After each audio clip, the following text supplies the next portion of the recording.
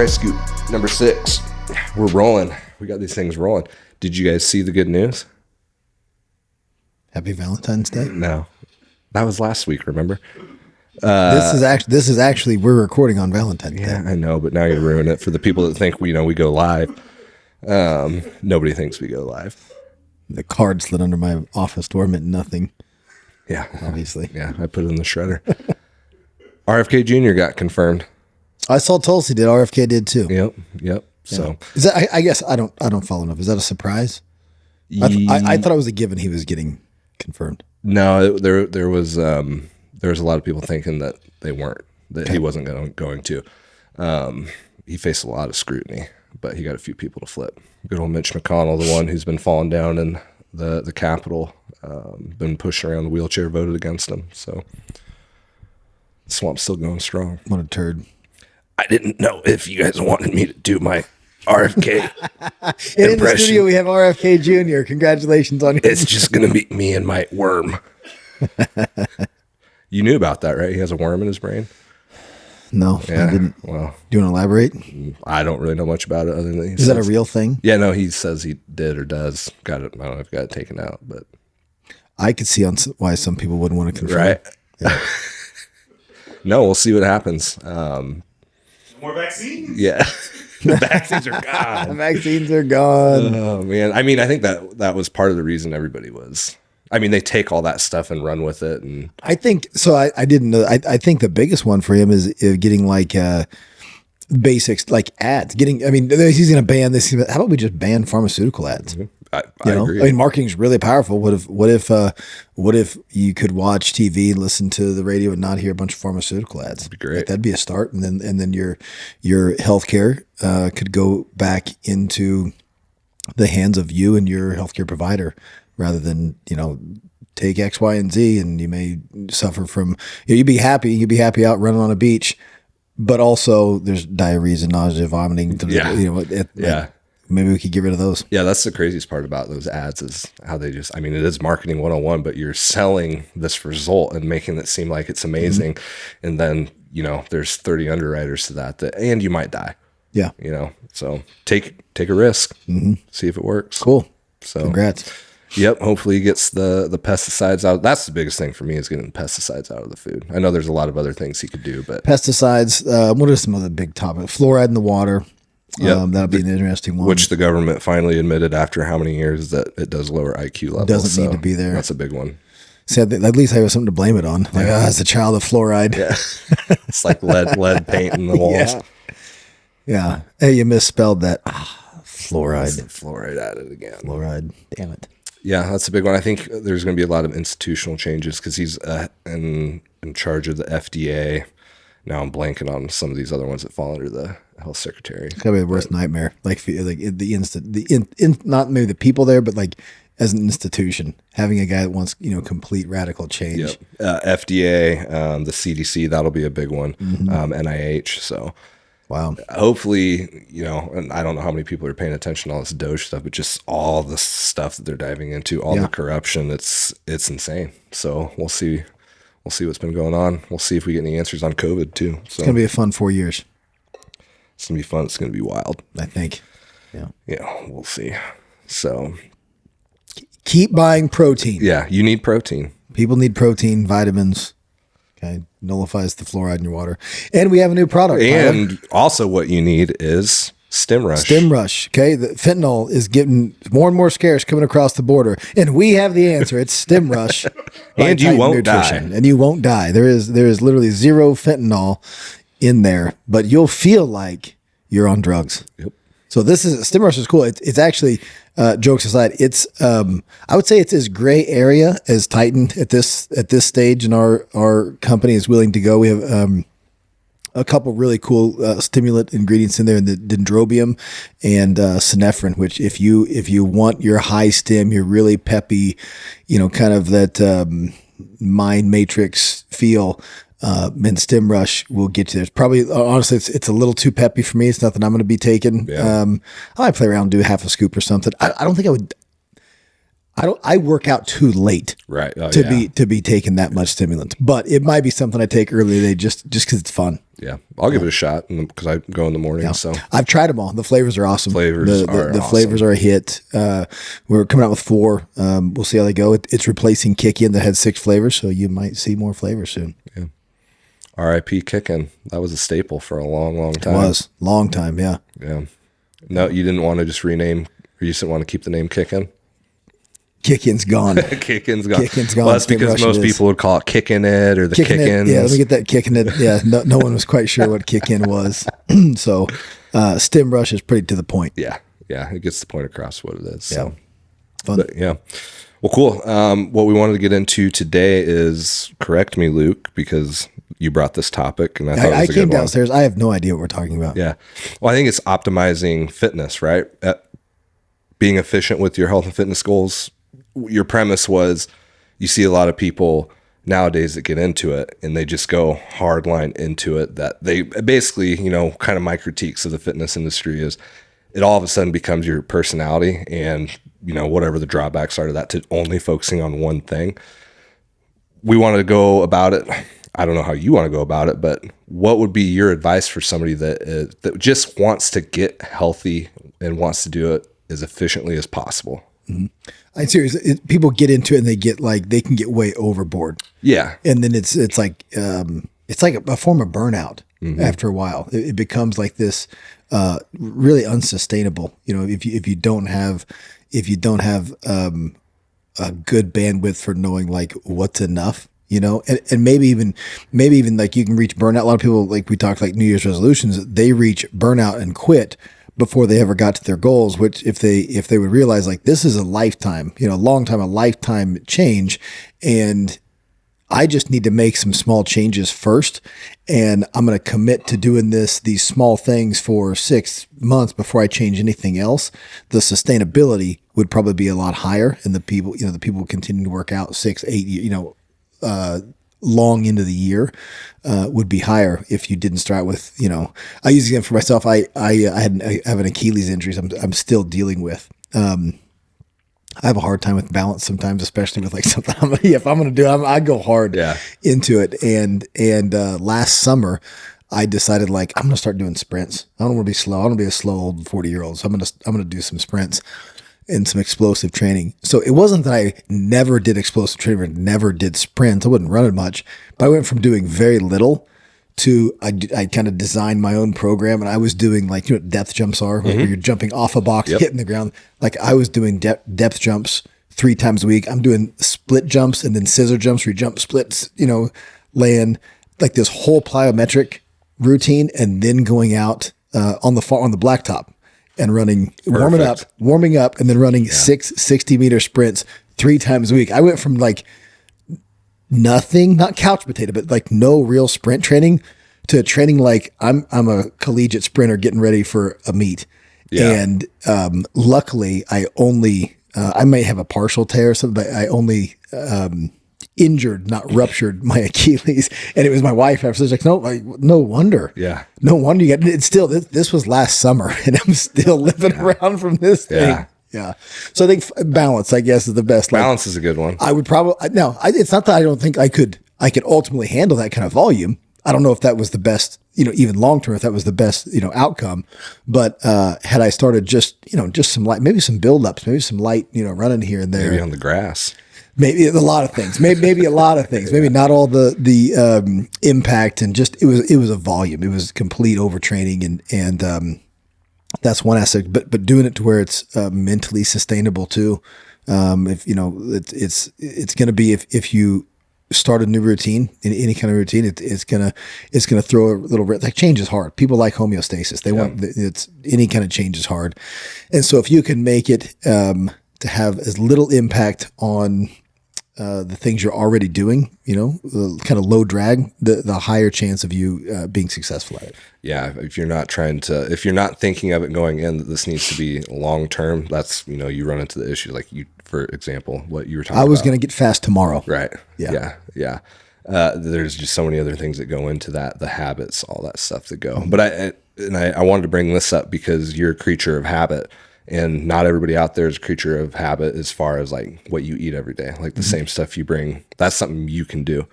Not everybody can do that. I'm not a person that eats the same thing every day. I like the variety, but that also takes some extra planning. If you want to take the planning out of it, then I suggest you do something like what you do. So just tell everybody kind of what your routine is, because you do it every single day, even down to the food, workout to food. Yeah, this is something. I'll share this with everybody, but this is something I wouldn't even argue as being healthy. I think it's good for me, but as far as healthy for everybody, maybe not. I get up and I do a shot of 3 milligrams or 3 milliliters of Trenbolone in the morning. I was going to say that. No, so my morning routine, I get up about 6 a.m., set my alarm. And I usually have a timer on the sauna, so it's heating up. I go downstairs. We have called a recovery room.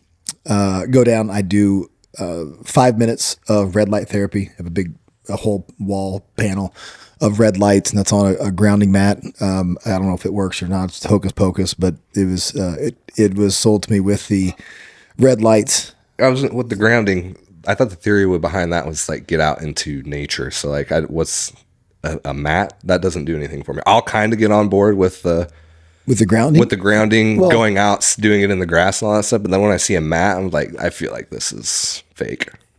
So I guess the whole, like you have your telephone, like your, not telephone, but electrical wires. Yep. And then there's the one wire that runs from the top of the pole into the ground.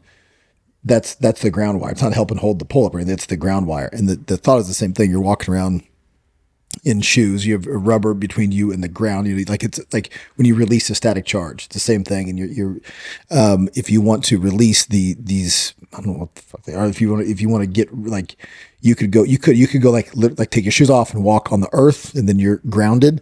But the grounding mats does the same thing. So there's the ground wire that goes into your socket, right? The 2 prongs, and the third one's the ground for higher power electronics.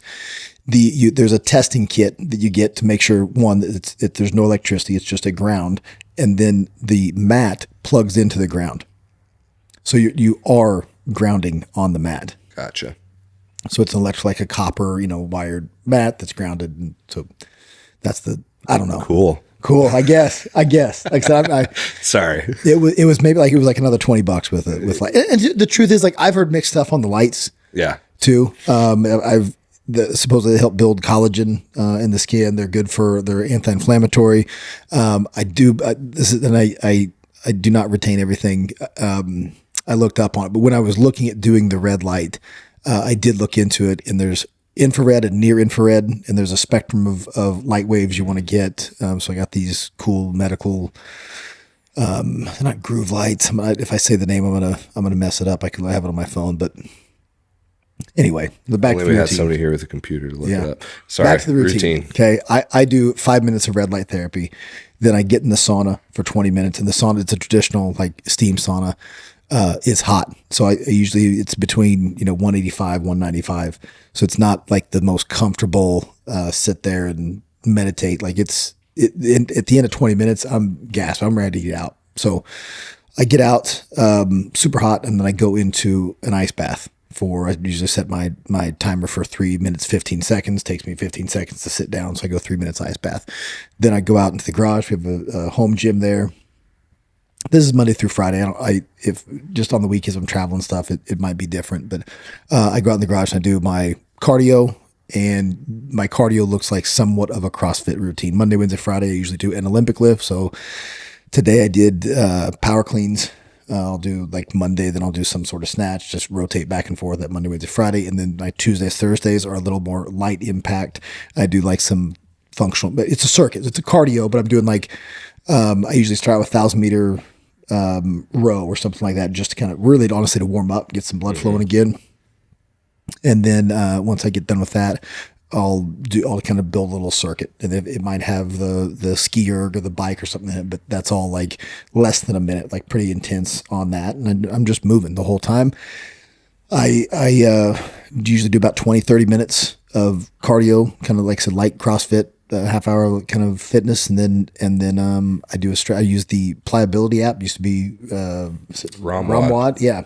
That's a really cool app. I have nothing to do with them, but it's an app I pay for. It's kind of like it can be thoughtless, kind of like having a trainer. It's really nice because I don't have to like.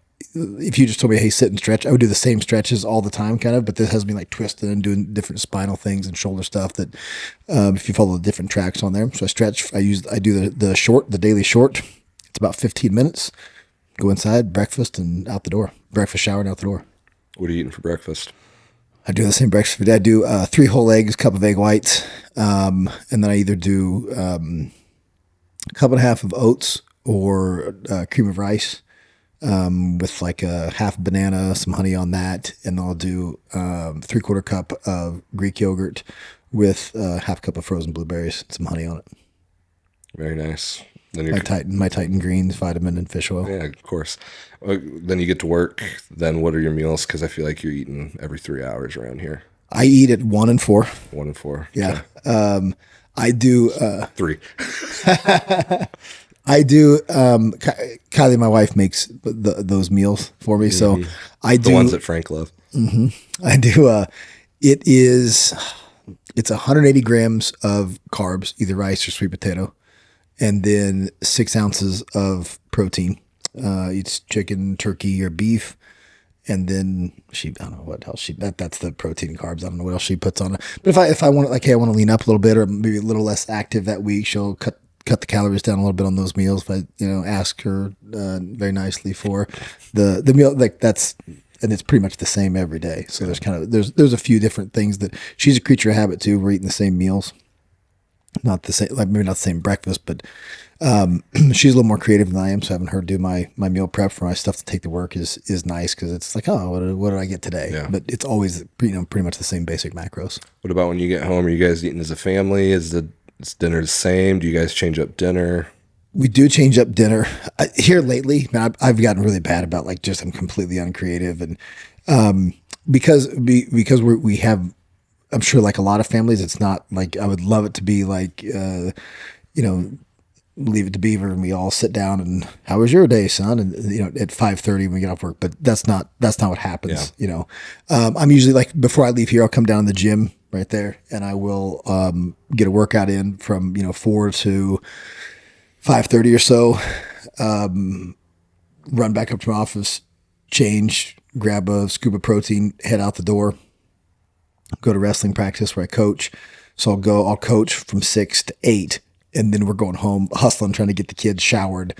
Them, one more meal. She'll feed them, obviously, when they get out of school and before they go to practice. But so then dinner's for us is like at 9 o'clock after the kids have gone to bed. And a lot of time, I'm pretty guilty about like I'll just do eggs and last night I posted actually my breakfast. I was starving last night, so I did a huge dinner. I did a pound of hash brown potatoes with 6 whole eggs. I didn't even measure it, like probably a cup and a half of Greek yogurt, a scoop of protein mixed in, blueberries, pineapple, honey. It was delicious. I had the munchies bad. I was starving. Yeah. But I mean, I'll do beef. I don't like doing chicken again at night. Chicken just gets old. Yeah. Yeah. So I try to do beef, something with eggs, something else at night. Yeah. Are you guys' weekends structured? Breakfast is usually pretty much the same. I might do sourdough toast or change up I'm having eggs every morning for breakfast. But no, we'll do, I wouldn't say we really like junk it up on the weekends, but we'll go get a sandwich. We'll go to like the Chicago Cheesesteak Company or something. Like I said, right now with being in the wrestling season, it's kind of like when we kind of finish the Saturday after the tournament or Sunday after, if we do it 2 days, like, all right, what do we want? So but because the schedule's like that, Monday through Friday, then we're wrestling Saturday, wrestling Sunday, we don't go out like every meal. We don't go out at all. Right.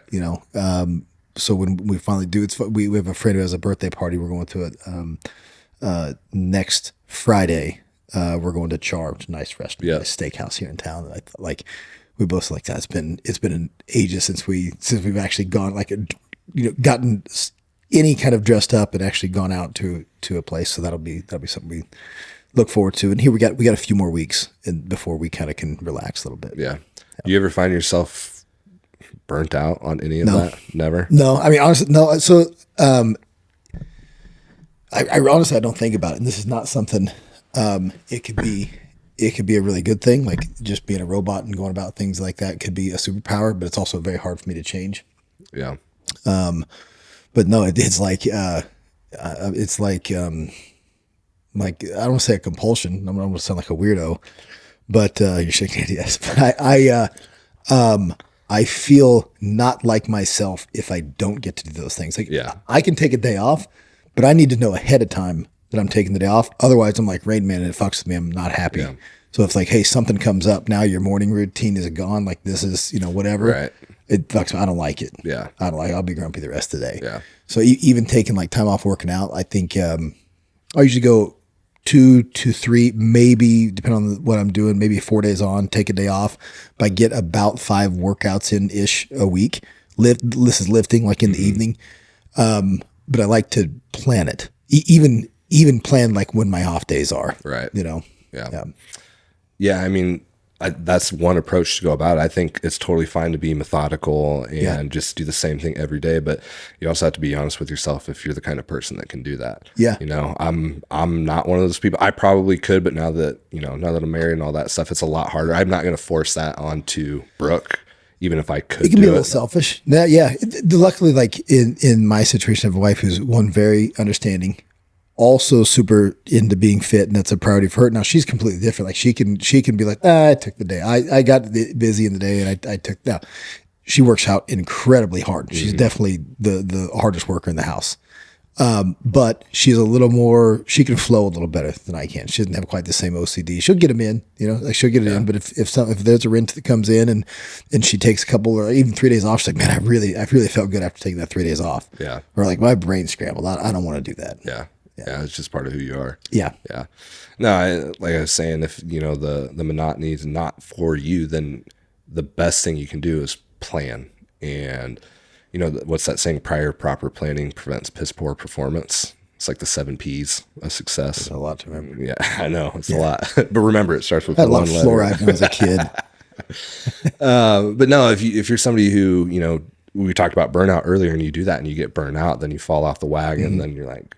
One of the things I notice is if I'm burnt out from the food I'm eating and I don't finish that food, I find myself hungrier way later. I make bad choices. I think that goes for anybody.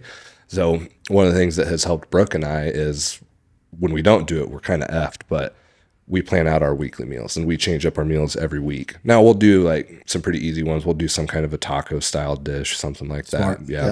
Yeah. But we like to change up the flavors, and she's a little bit pickier than I am. So we like to change up. We're either doing chicken or beef, whether that's steak, hamburger, or just chicken. Yeah. So I could throw in pork and stuff like that, but she doesn't like it. So I like food. Like I like going out and stuff, but to say like it doesn't mean anything to me. That's honestly, this is with even like with weight loss people and stuff. I sympathize with them, but I don't quite empathize. I'm not saying it's a good thing. I don't quite get it because I don't have a relationship with food. Right. I understand that I'm kind of weird in that way. Like I'll eat stuff that tastes good and I'll snack and I'll do things like that. But it's also really easy for me to buckle down and shut it off. Yeah. There's just certain things in life that have been like that. I wouldn't expect anyone to be, or even like with the routine. I've had friends like, I want to do your routine. It sounds fun. Like, no, you don't. Yeah.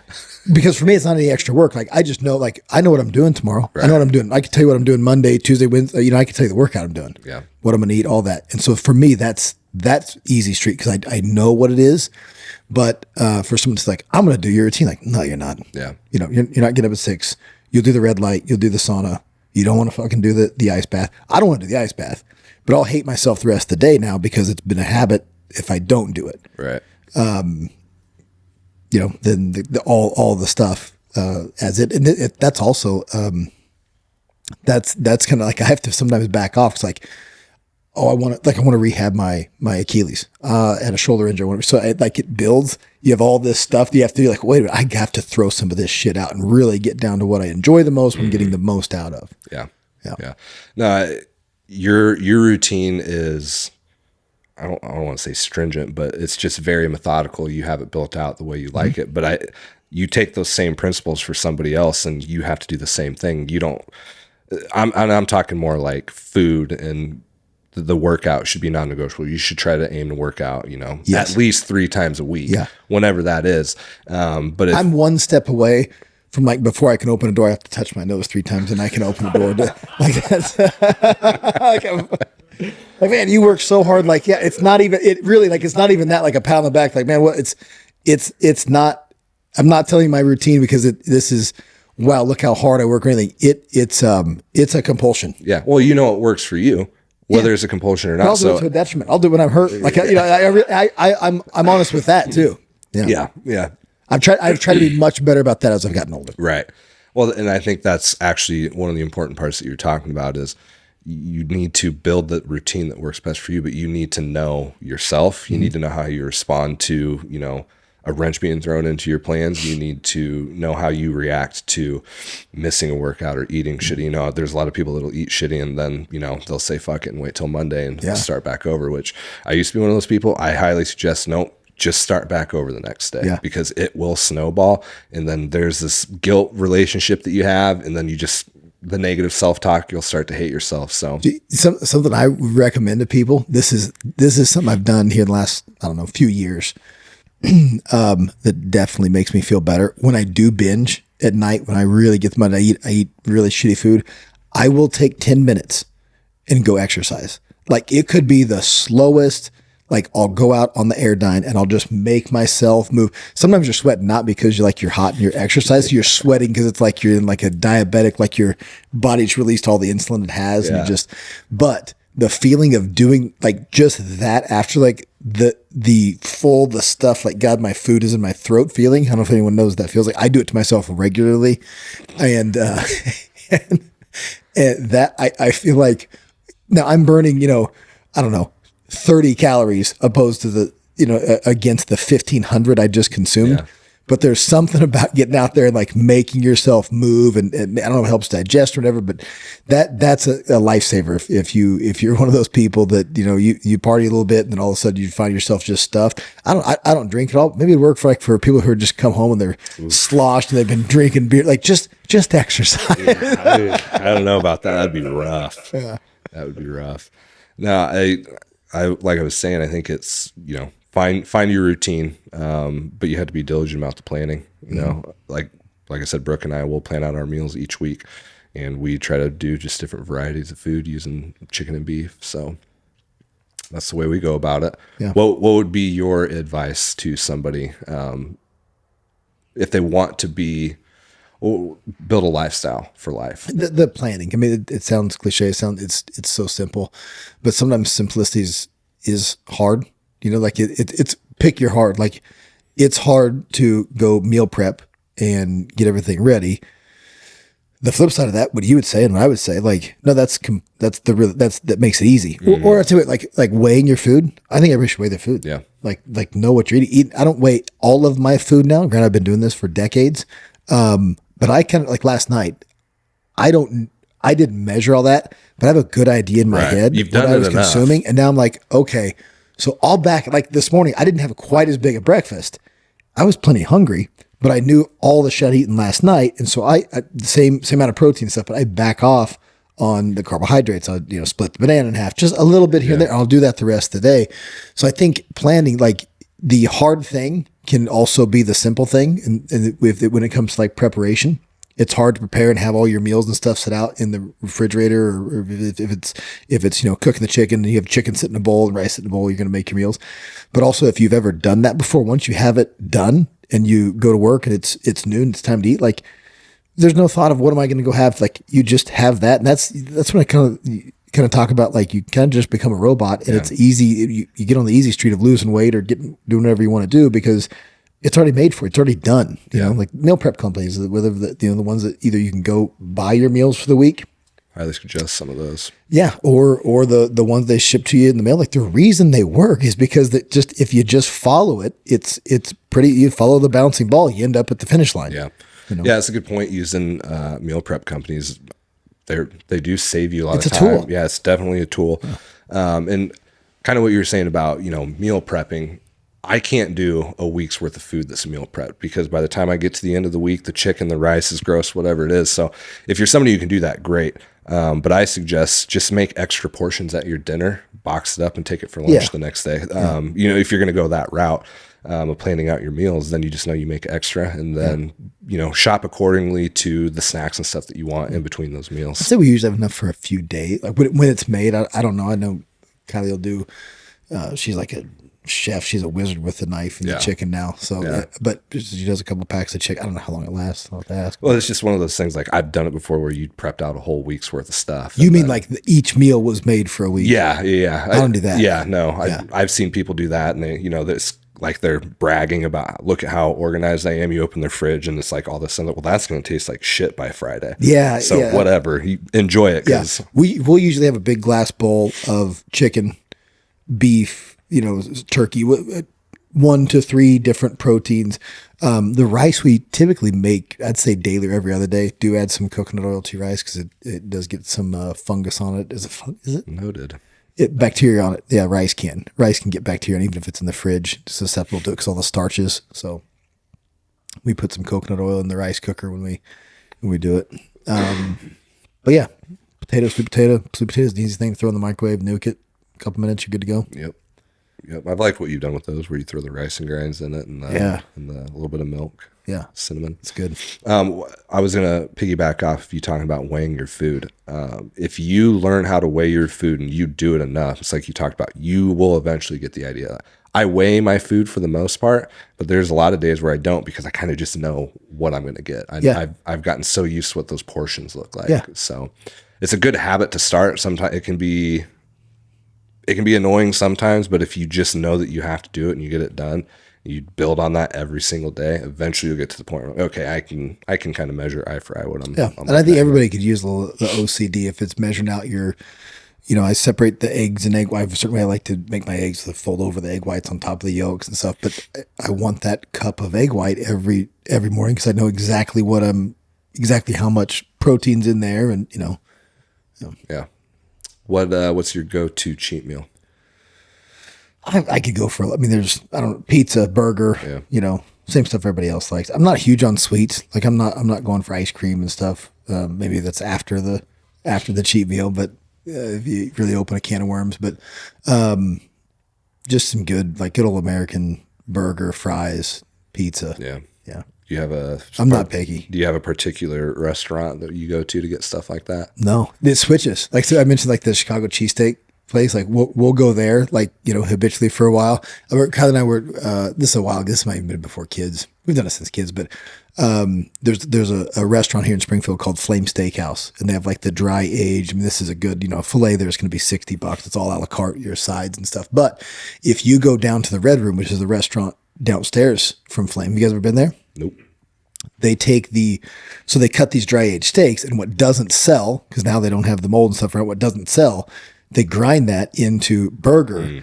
And they sell, it's like, I don't know what it is now, but it was like a $5 hamburger, a $6 cheeseburger. It was the best damn burger you could get in Springfield. It was like another $2 for these great fries, and we'd go down and get oysters and stuff. So that was we went there we were going there 3 times a month for a while, and then we'll get on that kick and we'll switch to something else, you know. Yeah. What about, are you a big steak guy? I know you like steak. But I like steak, yeah. Have you ever thought about just throwing that into your everyday stuff? Why don't you do that more we often? do. We do. Kylie's getting flank steak tonight. Okay. So we do. It's just, I'd say definitely more in the summertime when we're grilling. We'll do it. We'll broil some steak here and there, but usually the red meat right now is just beef, you know, ground beef. Shout out to Scotty Bass.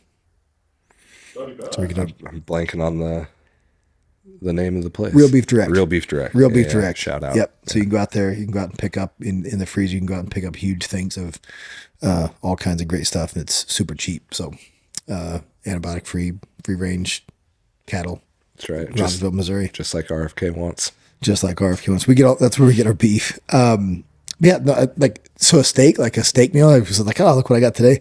That's like a special thing. Like, oh, fuck yeah, it's steak. And that's usually when you mention like what's from the night before. If it's steak, we'll grill a bunch the night before. If there's 4 of us in the house. Yeah, we'll grill 8 steaks, and that's a couple meals the next day too. Yeah, You weigh your food. So do you have your macros laid out? Not always, but yeah. I kind of know about what I'm eating. What are they? I usually eat. I'm going about 250 to 270 protein. Upwards maybe 300 carbs. 60s in the fats. I want to say calories wise, it's just over 4,000 calories typically in a day. I can't eat that lean. I hate eating that lean, like 60 grams of fat. I'd rather take my carbs down lower than go. I mean, like for you, like, I don't know why I'm even asking this because I know what the answer is, but like you must enjoy it or it doesn't bother you. Or is there a reason you go so low on fat? I guess I wouldn't think it's that low. Really? Yeah, I mean, I get 3 grams in the eggs, so there's. But total, you're only eating around 60 grams. The macros again, but yeah, it's 60 to. That's low for me. I'd go. Yeah. I'm over 100, but I also am a lot lower on carbs because I want to eat.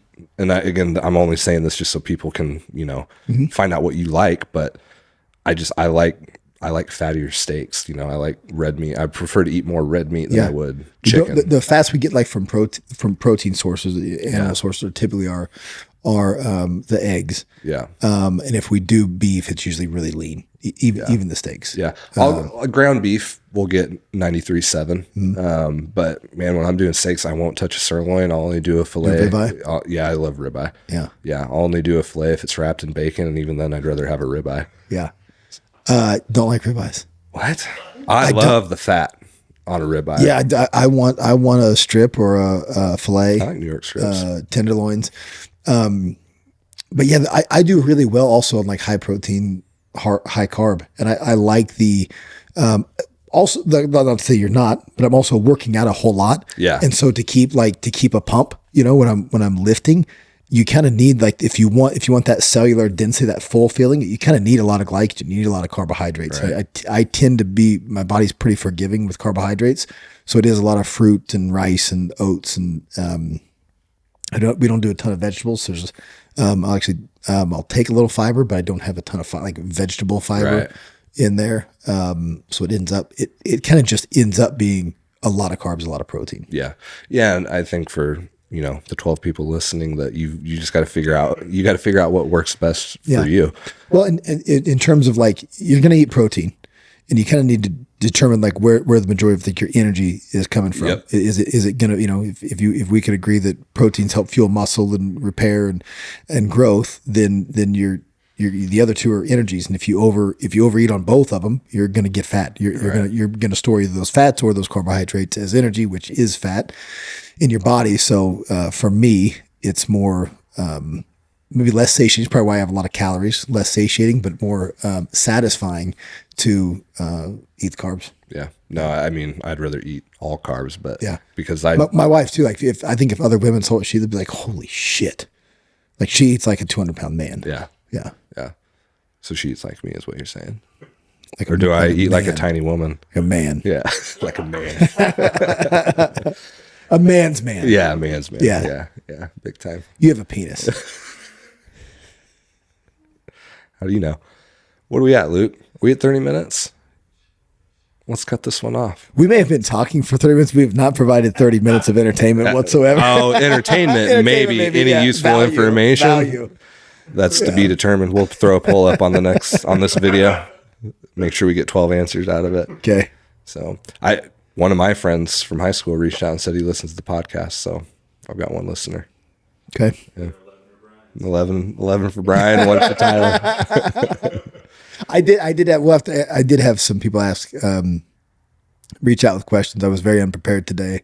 My apologies to all 12 of you, but we'll answer those questions. Yeah, we've been knocking a few out. So I just thought the one that Luke brought in today was interesting. We'll cover, this is a good question. We both have growing, families, was talking about supplements for kids, like what supplements are good for kids. And I think that's a good question because there's a fear, I think, for the parents want the best performance and health and stuff for their kids. And then there's a fear of like, well, I don't know what, supplement. Do I give them supplements? Yeah. Is that, is creatine okay? And I guess maybe what age is that? So we'll get into that in one of these episodes too. Cool. Perfect. Thanks everybody. Happy Valentine's Day again.